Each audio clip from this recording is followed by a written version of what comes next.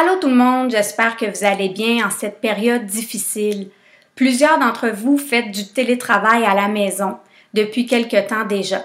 Pour certains, c'est une nouveauté et déjà qu'il faut s'habituer à travailler dans un nouvel environnement, ce n'est pas évident. Plusieurs le font en plus avec peut-être des enfants à la maison, avec une conjointe, un conjoint, des membres de la famille. Alors, plusieurs raisons qui font en sorte que le Comité de la santé et de la sécurité du travail du SCFP a décidé de vous préparer une courte vidéo pour qu'on parle de votre santé et de votre sécurité, et ce, même si vous travaillez à la maison. Alors, voici la capsule vidéo. Montrez ça. Dans cette vidéo, on va vous parler de la santé et de la sécurité. On va vous parler aussi de l'aménagement de votre poste de travail à la maison. On vous offrira quelques conseils et quelques liens utiles. Pour que ce soit plus simple d'aller voir les liens, par exemple, que je vous présenterai dans la petite vidéo, vous pourrez aller sur le site du comité SST du SCFP pour la présentation et pouvoir aller copier-coller dans le fond les liens pour vous permettre de les voir plus facilement. D'abord, la santé et la sécurité. Il est important de mentionner que si vous travaillez à la maison présentement, en fait, votre domicile devient votre lieu de travail. Alors, en matière de santé et de sécurité, l'application des lois demeure exactement la même. Le travailleur, il doit toujours prendre les moyens nécessaires pour assurer sa santé et sa sécurité. Ça veut dire délimiter votre espace de travail et éliminer le plus possible les dangers à la source. Alors, par exemple, on ferme toutes les portes, les tiroirs ouverts, on déplace les fils d'ordinateur pour s'assurer de ne pas s'enfarger, par exemple. On va essayer d'avoir une luminosité qui est adéquate. Par exemple, quand on regarde l'écran de notre ordinateur, on ne devrait pas voir la lumière se réfléchir à l'intérieur, on ne devrait pas être ébloui. Alors, ce sont quelques conseils de base pour faire en sorte que votre environnement, même si ce n'est pas l'environnement habituel, demeure sécuritaire en tout temps, le plus possible. Comment aménager son poste de travail? C'est certain que ce ne sera pas comme au bureau. On n'a pas le même type de mobilier, d'ailleurs, le même type de chaise, mais on devrait quand même essayer de recopier un petit peu ce qu'on a dans notre environnement de travail habituel. Alors, on sait que ce n'est pas toujours possible, mais essayez de voir si le mobilier que vous utilisez est à la bonne hauteur. Peut-être que la table de cuisine, c'est pas toujours le meilleur environnement de travail pour vous. On va d'ailleurs vous montrer quelques images d'aménagement de milieu de travail à la maison dans les prochaines diapos. Il faut penser aux pauses fréquentes aussi. Il y a la règle du 20-20-20, je ne sais pas si vous la connaissez, mais à chaque 20 minutes, on prend 20 secondes pour regarder à 20 pieds devant soi. C'est juste un petit rappel pour vous dire que juste des micro-pauses, se lever debout, changer de position, marcher pour se rendre à la salle de bain par exemple, bien, ce sont des pauses qui sont importante, si ce n'est que pour, dans le fond, s'aérer le cerveau, comme on dit, puis mieux travailler par la suite. On vous propose une alternance de position assis-debout. Par exemple, travailler un petit peu debout sur le comptoir de cuisine, se rasseoir à son poste de travail, donc varier les positions le plus possible pour vous permettre de mieux vous concentrer.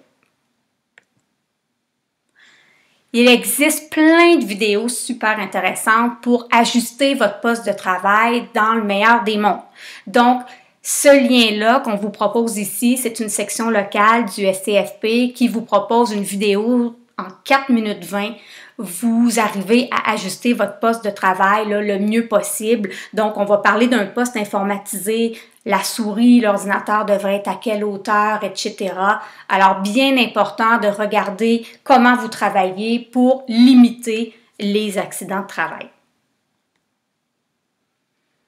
Une mauvaise habitude qu'on a souvent, je voulais absolument ne pas passer à côté. Vous savez, quand on utilise le téléphone cellulaire à la maison, on a tendance à faire comme sur l'image, c'est-à-dire le tenir entre notre épaule et notre tête. Et vous voyez que l'extension de la tête, là, elle n'est pas maximale. Alors, bien important d'utiliser des écouteurs quand vous parlez, surtout à long terme, là, quand vous avez une longue conversation téléphonique, pour éviter des maux de cou, mais des épaules aussi, puis ça peut aller jusqu'au dos, là, vous le savez. Donc, faire attention à ça et tenter de trouver des mesures alternatives. Alors, ici, on a quelques exemples de coins de télétravail. Ça peut être sur une petite table du salon, si vous avez un meuble d'ordinateur, parce que plusieurs ont déjà des installations à la maison, eh bien, tant mieux. Il y en a qui se débrouillent avec les moyens du bord dans le gym à droite du garage, mais ça peut être aussi dans une chambre, pourquoi pas. Donc, l'important, là, c'est de vous sentir bien puis d'ajouter des éléments de décoration si vous le pouvez pour vous sentir, j'allais dire comme chez vous, mais pour la plupart, vous êtes déjà chez vous. Quelques conseils pour optimiser le télétravail. Alors, en gros, c'est important de se fixer un horaire qui est fixe et d'avoir une routine de travail. Certains, là, vous avez déjà un horaire d'établi par l'employeur ou votre gestionnaire, bien important de le respecter. On mentionne de travailler toujours, si possible, au même endroit, dans un coin qui est aménagé pour ça, parce que c'est plus facile par la suite de vraiment se dédier exclusivement au travail. Bien sûr, vous cohabitez avec d'autres personnes, alors c'est important de s'entendre avec eux sur les règles de base que vous voulez respecter. Donc, par exemple, si vous ne voulez pas être dérangé parce que vous êtes en conférence téléphonique ou en visioconférence, par exemple, donc comment vous allez fonctionner pour avertir les autres, etc. Évitez de répondre au téléphone personnel ou familial pendant les heures de travail. On peut déjà déterminer des moments précis où vous allez retourner ces appels là, par exemple. Donc, c'est à vous de prendre les mesures qui s'imposent selon votre mode de vie. Il y a plein d'autres conseils, je pourrais vous en énumérer toute la journée. Voici une belle référence là, pour aller chercher plein d'autres conseils très utiles. Alors, c'est un des liens qu'on vous propose.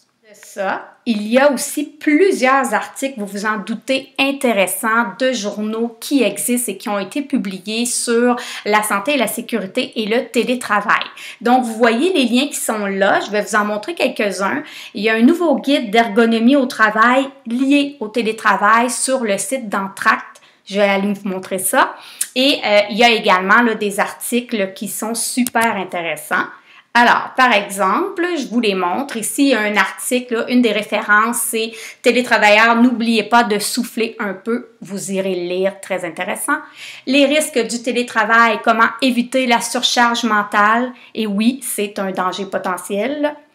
Vous avez aussi le site SST du SCFP où vous avez un paquet de ressources super utiles que vous pourrez retrouver là. Et la fiche dont je vous parlais, c'est un petit guide ergonomie et le télétravail temporaire sur le site d'Entracte. Il est très bien fait. On vous rappelle les règles, les pauses fréquentes, etc. Là, un petit peu ce que je vous ai mentionné tout à l'heure. Alors voilà, on voulait vous présenter quelques règles de santé et sécurité. Merci à tout le monde. Bon courage en ces temps difficiles. N'hésitez pas non plus à appeler les gens au syndicat qui vous représentent si vous avez des questions ou des appréhensions. Merci beaucoup. À bientôt.